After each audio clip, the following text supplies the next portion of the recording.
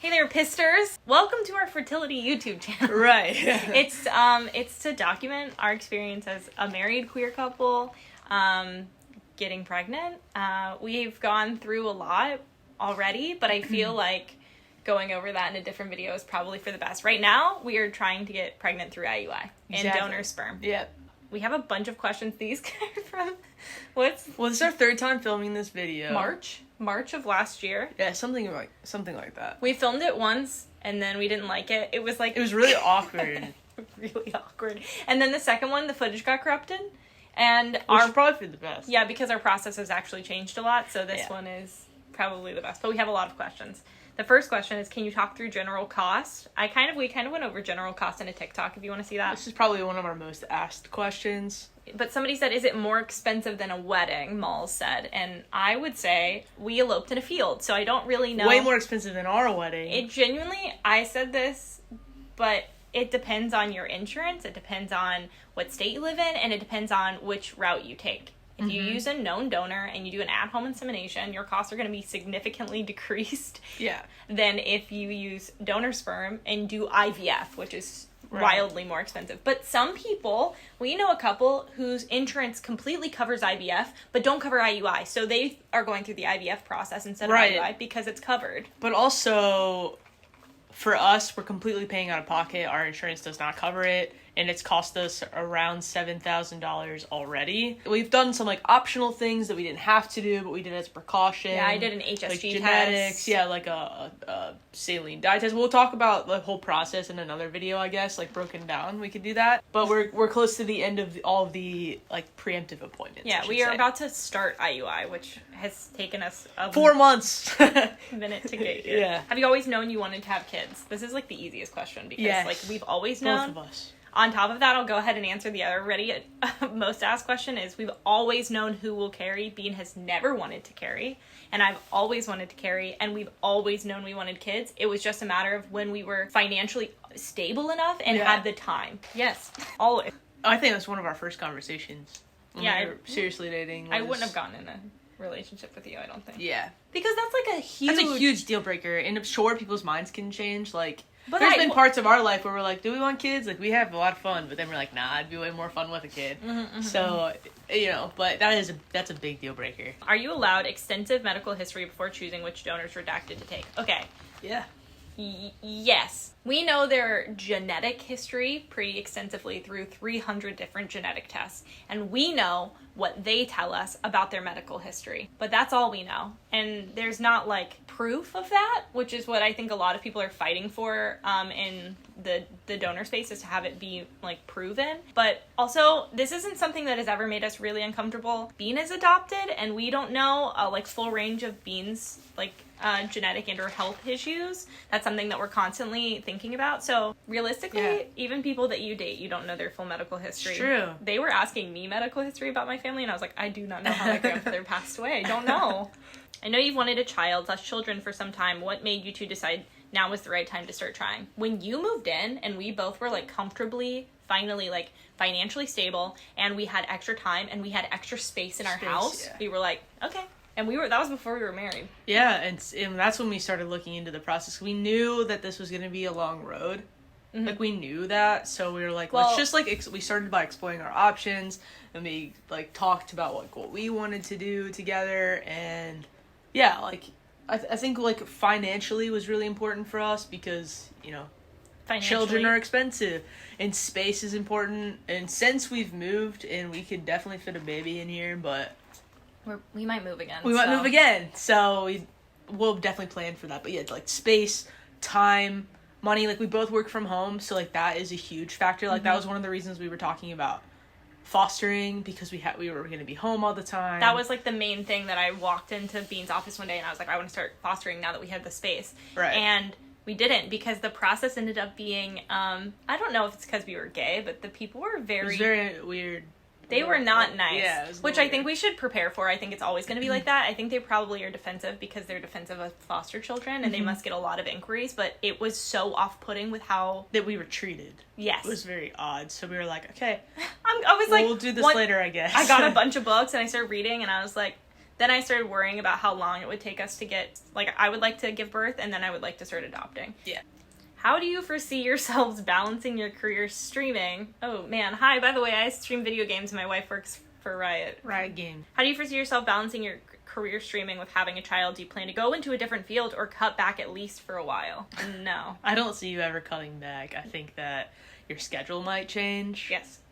But I think that you'll still remain streaming. That even if I was to not stream, I think that I'll still pop on even for 30 minutes to be like, hey, what's up? Yeah. Baby's napping. That would be it. And I think I would still do that because to me, it's like also me time. Like, I know it's my job, but like also it's nice to be able to go into my office and be like, let me hang out with all my friends and talk and play video games for 30 minutes. So Exactly. What's been the toughest part of this process so far, and what are you most anxious for due to difficulty or something of the sort? The toughest thing so far, honestly, I think has been getting into the fertility clinic. Yeah, but also, like, I'm just, like, so impatient with this process. I want a baby now. She is very impatient. So it's just like a huge waiting game. It's been a waiting game for, well, we officially started trying about a year ago. Like, I think that's also another tough part is, like we tried at home twice, and neither took. So I think, like, we were both, like, very hopeful.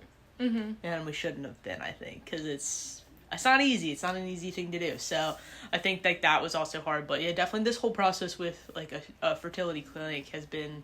Yeah, I think that's really harder rough for you, but this one has been harder for me because it'll be like, okay, you're trying. No, you're not. Okay, we got it. Yeah. No, we don't. Yeah. Every single month, it feels like having my cycles pushed back through the fertility clinic has so far been the hardest for me because it's so heartbreaking for me. Yeah. What's something you're both looking forward to as first-time moms? You said Disney last time. Yeah. You go first. Okay. Genuinely, I think to see, like, what our children, like, who they grow into, because I think watching children pick out, like, favorite hobbies and, that is gonna learn who they are, like, have an imaginary friend. Oh, also to see who they're more like, because we're similar, but we're very different. Yeah. So that would be interesting. Or, like, nothing like us at all. Yeah. My biggest fear is that they're gonna hate video games. And we're gonna be like, let's sit down and play a game. And they're gonna be like, ugh, no. My moms are always playing video games. I hate it. I think originally my answer is going to Disney, which is still true, but I think I should word it in a way like making memories yes. at places with this child. That's a great answer. It's that is what I mean to say by going to Disney. It's like Disney's very important to me. It's how we met. It's how we met, like meeting. I just like can't wait for them to see like how they interact with characters, and you know what I mean. I was terrified of characters. Yeah, me too. So we'll see how that goes. But is there any part of pregnancy you're worried / nervous about? Basically, like everybody has like pretty normal fears of pregnancy. I've seen a lot more pregnancy and birth than I think a normal person has because I used to be a doula. I don't like to be sick. It's not my favorite thing, but also like at this point in time, I would like to throw up. You know what I mean? Like I would rather be throwing up than not throwing up. Does that make sense? How many babies y'all wanting? It changes all the time. I think that at this point in the process, we're pretty comfortable giving birth to one child. And adopting one. So let's say 2, maybe 3. But I said this on stream the other day. I was like, when it comes to fostering to adopt, I know for a fact we will have a really hard time turning away siblings. Yeah. So I could see us very easily ending up with 4 children. Who wouldn't want to help a child in need? Or 3. Yeah, I can very easily see them being like, yeah, there's this cutie patootie. And they're 2 siblings. And me being like, how does that sound? Hey, babe. Oh, yeah, you wouldn't even have to ask. You just basically be like, we're taking in triplets. And be like, okay. Triplets, not even siblings. No, triplets. Actually, triplets. Do you have any names you're already considering? Yep. Yeah. 1 for certain. And then 2. That's a family name. And then, like, we have, like, 2 more that we like. We just don't know which one we'll use. Did you think about doing a surrogate? No. Nope. What was the first step in your journey with this? Deciding. It was last Valentine's Day. It was last Valentine's Day. We went on a date and we got went to ramen. dinner and we were like, we're getting married in 2 months or 3 months. And I was like, let's buy sperm. And let's do it. When you think about being a parent, what are the things you want to make sure you get right? I don't know. I feel like we say that, like, we want to make sure that, like... I would like to get everything right, but I know that's impossible. Impossible, but, like, making sure that they're comfortable and loved and they can tell us anything and they can be whoever they want to be. And I don't think that's going to be a problem because we're very open people. Yeah, I think that would be my top, to make sure that they feel like they can come to us about anything. Literally anything. And not feel like either of us are going to be exactly judging them. Yeah. I'm so excited for you both. What are the odds of twins or more during this process? So at this point in time, we are not doing a medicated IUI. So an IUI, quick summary, is basically they're just going to take our donor sperm, put a catheter in my cervix, and insert the sperm into my womb, bypassing my cervix. You can do this medicated or unmedicated, meaning you can increase your chances to have like more eggs when you ovulate, or trigger your ovulation at a specific time to have a more timed. We will only be reevaluating if we do that at 2 to 3 tries if we're not pregnant. So probably, I'd say probably our 3rd try. Yeah, because before we had a really limited amount of our donor, but we have a new donor. Now we're good. And now we're not super worried about it. So, which was honestly, now that we say that, gave me a lot of anxiety. Yeah, because you're like if this doesn't work, we could definitely just pick another. Yeah, but we like this one, so. Yeah, we like this new donor way more. We're not having twins because... No, well, we could, but the odds aren't any different than just normally conceiving. Yeah. Sorry. Your odds for having twins when you're using fertility drugs for IUI increase 20%. I just did a module on this, so I know a lot. And ours are just standard, same as everybody else. But there's no twins in my family, so. One thing I think about a lot with content creators is pics, videos of the baby. Do you think you'll post pics and videos, or will you keep your child separate from your content-centered social medias? I don't think that our child will ever be the center of our social media, ever. I think it will always be, like, my social media is about me and video games. Yep. And my social media is about her. And this social media is about us being parents. And... Well, I think we talked about this before, and we've decided that we will share... I heard that you said your social media is about me. It is. And the records. Yeah. But we'll share our child until our child verbalizes they are not comfortable or don't want to be in front of a camera or don't want photos posted of them. We won't do that. Are you hoping for a girl or boy baby? Would you be excited if you conceived multiples? I don't think we... care about the gender. We don't care about gender. Please, I would just like to have a baby. Obviously, our sex of the baby, not gender of the the baby. The only thing I want is to use my family name, but otherwise I just want a baby. And at this point, I mean this genuinely, if we got multiples, I just like don't. At first I was like, oh my gosh, multiples sounds terrifying. Scary, but I think we're in a place where we're just like... I would just be happy with literally anything that happened at this point in time. When I think of people having multiples, when you have multiples in the Sims, and it's just like an overview of like all of the babies just all crying at once, and you just hear the like resounding multiple cries between the children. Yeah. I think about one time I saw somebody like redoing a nursery because they had twins, and if you breastfeed twins, you basically have to have a couch because you put like a boppy on each side and put a oh my god. I just don't The know. more you know, though, you know? Twin moms. Incredible. Twin parents, I should say. Have you read any pregnancy or parenting books to prep? We've gotten this question a few times, actually. No, I didn't read anything. Okay. Oh, wait. But I am prepared in other ways. I have a niece and a nephew that I helped with when they were babies. I worked in a preschool for a little bit. But I see how my family parents their children. I've learned how to handle certain situations by watching them. You know what I mean? Like, my learning is more from, like, hands-on. He doesn't read. And I don't like to read. So... the whole reason that I, like, even became a doula was I read a lesbian parenting book. Mm-hmm. And just, like, a book on how lesbians become parents and lesbian parenting in general. So I have a lot of books on that and a lot of books on labor. And I think with, like, parenting books... by the time they're out, there's already more information coming out. I think, like, watching people that I admire parent through social media and, like, seeing... I think that's way more useful to me than, like, reading a book where... I think, obviously, I probably at some point in time will read a book. Yeah. But also, grain of salt, because everybody's different, and also, if it's not gay parenting advice, it's probably different. Yeah. Is there a lesson that this process has taught you thus far? Sending you much love and baby dust your way. I love when people say baby dust. That's not something I knew people said before we started this. Yeah. But I think it's so cute. Basically patience. Patience, yeah. Yeah, it's been really hard to find, like, a line between being optimistic and pessimistic, but... just, like, being neutral.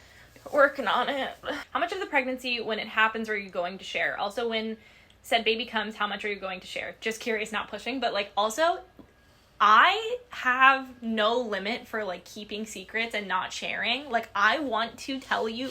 I don't know if you can tell through TikTok, but, like, I want to tell you everything because also this is... I said it on stream yesterday, but, like, we have, like, a very limited amount of people that are also going through this, so it can feel really lonely, so it's really nice to, like, share with the internet, like, what we're going through and just kind of talk Yeah. And have people listen and, like, feel heard. But also, like, be a resource, because, like, when we were looking into this, we, like, tried so hard to find good... There's, like, 3 people. Yeah, to find good, like, advice and content and, like, information about the process, so we thought that would be of assistance. And I think the more people out there, like, sharing and talking about it, the better. Yeah. So, basically, I will talk about as much of the pregnancy as I find interesting to share. And the process. That's what this is for, the whole process of the pregnancy. Also, I love birth stories. I don't think... It depends on if we... I would like to have a home birth, so if we can have a home birth, then there's a percentage that I will probably film it and post it. So, I don't know. It depends. Has the insemination part been awkward? I have such bad anxiety. I feel like it would ruin anything sensual about it. I know some couples want it. They tell you to have a big bang before Big bang! and after the home insemination. This is home insemination. No, they just suggest it. You don't need to. Because it, like, sucks up the stuff. I don't know. It's definitely not sensual. It's not. It's, like, really, it's more like... Because you're, like, trying to time things accurately. Like, we didn't realize, like, I thought It just feels like a weird slumber party. Yeah, really weird slumber party. Don't do that at your slumber parties. Unless you want to, I guess. I don't know. I mean, like, the vibe is, like, you're chilling. Like, afterwards, I'm, like, sitting with a bunch of pillows under my hip, just vibing. And then this IUI insemination, I will be alone because of COVID, so... I can't go in. Yeah. Are you gonna try to play Jonas Brothers during the insemination? No! Okay. Baby. I hear you know Phoebe and Morgan. How crazy that you both are trying to conceive right now, since Bean and Phoebes are both curly redheads. Yeah, actually we watched some of their videos last night on YouTube. You don't know who we're talking about. It's a couple of goofs. Couple of goofs on TikTok and YouTube, right? Yeah, they're trying. They also have a Twitch channel. Yep. And they're... Instagram. Yes. It's really cool to, like, know somebody going through a similar process. At, like, the exact same time. Like, we were talking about this the other day. I was like, our kids are probably going to look alike because our donor looks like me. I think me and Morgan, too. Like, me and Morgan have the same darker hair. Features, yeah. Yeah, and Peeves and Bean both have, like, it's really cool, and, like, hopefully, like, they live far away from us, but, like, it would be really cool to have children, like, the same age that look very similar. I just think that's so crazy. Yeah. The last one, right? Yes. Okay. Has this experience been LGBT plus friendly? Also, are there any additional obstacles for queer couples? I wanted to say, I was thinking about this in the car, but, like, we are not, I feel like, at liberty to say, like, how queer friendly it's been, because we don't have the opportunity to be misgendered. True. And we're not trans, and I have no idea what or how our doctors would talk to us, because I will say for a fact that while I do like my doctor a lot, he is very forgetful. And he'll be like, have you picked a donor yet? He's done that both times we've had a conversation and we'd already had a donor. Yeah. So I can't even imagine that they would remember people's pronouns. Exactly. But I don't know. Our clinic is very queer friendly, and I don't know if nobody's ever, like, assumed that we're straight or anything like that. No, but as cis people, it's been fine. Being in a queer relationship, it's been fine. Granted, most of this stuff has happened over the internet or over the phone. Because of COVID, you've been in the office twice. And the time I got my blood tested, we had a really sweet gay person of color taking my blood, so she was great. But I'm in a Facebook group for the fertility clinic that we're going through, and most of the people are queer. Nobody's ever, like, assumed I had a husband. Exactly. They say partner, like... Yeah. I think some of the aspects of using a donor are a little... loop jumpy, but I think the more that so, like, we've had to do, like, a psychological evaluation that's mandatory for our clinic. It's basically a class to teach us, like, how to have a donor and how to raise a child with a donor. How to verbalize that we have a donor and how to refer to the donor. Like, with our child. We also had to, like, I chose to do genetic testing. I think it's really important that we know, because I don't know our donor in person to know. We already know their genetic results, but I need to know my genetic results to know if we're passing anything on together. Exactly. And I went over my appointment with genetic counseling. And then after that had happened, my nurse called and was like, you didn't do the donor side of it. And I was like, nobody had ever told me that. It just seems like sometimes with donor sperm, they just throw things at us and they'll be like, oh, well, this is mandatory now. And I genuinely believe it's because of some people choosing to use a donor and lying to their children and deciding not to get tested and basically not knowing anything. Which is something we would never do, but I understand. And I don't think it's something a lot of queer people would do. Exactly. It's just like But I feel like the implications make it feel like queer people are jumping through more hoops, even though I know the reality is probably that people are just doing stupid stuff. But overall, it's been fine. Like, I haven't felt, like, it's been judged or anything like that. Even our sperm bank, the bottom of their website says LGBTQ plus friendly. Yeah, but I think overall it's been fine. Like, even the therapist that we had to talk to was really cool. They were really nice. Like, I'm sure they're also used to, like, talking to a ton of, like, queer couples, so. I was, like, really bitter about the fact that we had to go see this psychiatrist because it's kind of annoying when you think about it, because it's a little belittling to assume that we hadn't done the research. But she was so nice, and we were like, do you know of any groups like in the area where queer parents like get together and like maybe have like a group where their kids hang out and then the parents can hang out? And they were like, no. You should start that, though. That would be great. Yeah, that was really cool. And I was like, I love her. I wish she could be my real-life therapist, because she was just so personable. So cool. Yeah. If you have anything else that we didn't cover, please ask it in the comments below. And any other video suggestions? We're going to try to, like, push some content out soon. I'll try to film the insemination. Imagine. Thanks for watching. I hope you have a good day. We'll see ya. Bye.